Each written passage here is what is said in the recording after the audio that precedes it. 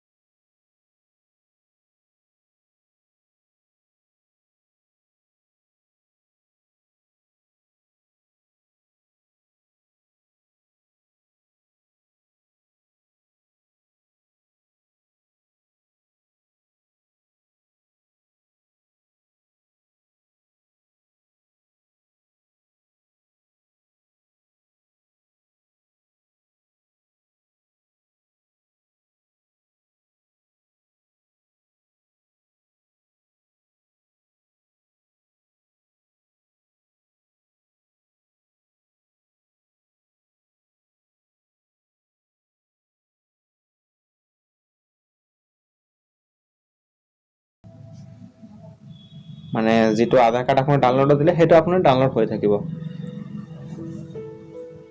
আপুনি ডাউনলোড হোৱাৰ পিছত হেতু আপুনি মানে কি কৰিব এতিয়া মানে এটো ওপেন কৰি ল'ব। মানে ফল্ডাৰটো মানে পিডিএফটো আপুনি ওপেন কৰি ল'ব। তো আপুনি ইয়াতে চাব পাৰিছে। আপুনি কি কৰিব পিডিএফটো ক্লিক কৰি দিব, মানে পিডিএফ ওপেন কৰি ল'ব।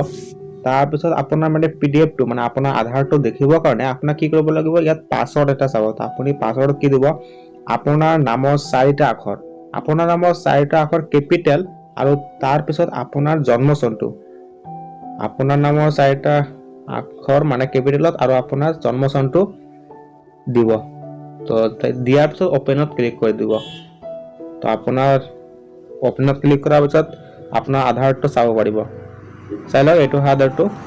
তো আপোনালোকে নিশ্চয় ভিডিওটো বুজি পাইছে। আৰু কিবা অসুবিধা থাকিলে মোক কমেন্টত জনাব, মই নিশ্চয় সহায় কৰিম। তো আজিৰ কাৰণে ইয়াতে সমাপ্ত কৰিম।